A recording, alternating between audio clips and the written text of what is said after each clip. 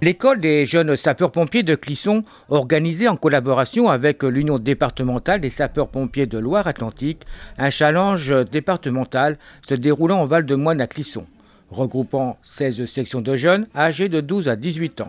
Le challenge du commandant Stéphane Niot. Donc la manifestation se déroule en plusieurs temps. On a 120 jeunes qui sont sur le stade de Clisson, qui vont avoir tout simplement différentes manœuvres. Donc des manœuvres incendie, des manœuvres secourisme, des manœuvres ludiques. Et donc ce sont des manœuvres qui sont au plan national cadrées. C'est-à-dire que c'est une présélection pour être au régional.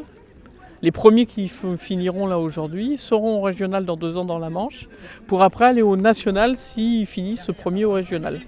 Et cette année, au national, on a une équipe, l'équipe d'AJSPCH du canton d'Herbignac, qui a fini première au régional l'année dernière et qui va participer et représenter nos couleurs à Verdun le 2 juillet 2016. Voilà. Donc une excellente performance. Ouais. Une excellente performance. La Loire-Atlantique, c'est 336 jeunes, 16 associations. Là, on a été organisé par Clisson. Clisson, c'est un petit peu spécifique. C'est la première association qui a été créée dans le département en 1973. Voilà. Et elle s'appelait à l'époque les pupilles de jeunes sapeurs-pompiers. Et puis, Clisson, c'est un petit peu symbolique, puisque le maire de Clisson a été jeune sapeur-pompier à Clisson. Donc, toujours pompier professionnel. Voilà, et toujours pompier professionnel. Hors challenge, il y a beaucoup de jeunes quand même qui rêvent d'être sapeurs-pompiers et peut-être même professionnels. Oui, tout à fait. Donc 336 jeunes sont en formation à l'heure actuelle sur le département. Les cycles de formation est de 4 ans, entre 12 ans et 18 ans. Donc, ils passent au fur et à mesure des formations qui vont être validantes pour être sapeurs-pompiers volontaires. À la fin des 4 ans, ils ont ce qu'on appelle un brevet national de jeunes sapeurs-pompiers qui va leur permettre tout de suite après de rentrer sapeurs-pompiers volontaires dans un centre de secours. Et effectivement, en France, on a 20 700 jeunes sapeurs-pompiers pour 8 000 animateurs à peu près. Et ensuite, ils peuvent prétendre à passer le concours de sapeurs-pompiers professionnels pour pouvoir devenir sapeurs-pompiers professionnels. Forcément, sur les 20 000, il n'y aura pas tout le monde qui sera pris sapeurs-pompiers professionnels, mais une grande partie font soit sapeurs-pompiers professionnels, mais aussi le brevet de jeune sapeur-pompier leur donne l'accès à une formation, ce qui s'appelle SIAP chez nous, qui leur permet d'être agents de sécurité.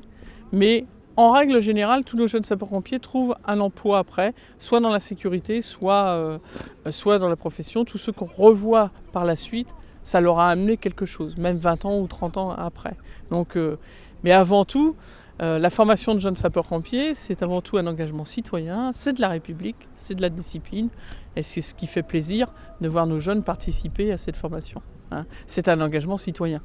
Oui, c'est ce que je veux dire, c'est fait partie de la vraie société. C'est la vraie société, c'est l'engagement citoyen. Par exemple, sur la côte, les jeunes sapeurs-pompiers, chaque année, font un acte de nettoyage de plage, de façon à ce que tous les campings et ainsi de suite ont une plage propre dès qu'ils arrivent. Donc ça, c'est un engagement citoyen. Et donc, on leur apprend au fur et à mesure à avoir cet engagement citoyen. On devrait peut-être plus apprendre également à tous les citoyens de France. Alors ça se fait. Donc aujourd'hui, les jeunes sapeurs-pompiers sont reconnus dans leur collège. Et par rapport à ça, l'année prochaine, nous allons indiquer à nos collèges qu'ils ont des jeunes sapeurs-pompiers. Et le texte de loi qui va sortir va permettre de reconnaître les jeunes sapeurs-pompiers acteurs de leur sécurité dans le collège. Donc ils seront responsables de la sécurité un petit peu dans leur collège. Et en plus, ils vont pouvoir donner les gestes de premier secours aux autres, au CM1 et en CM2.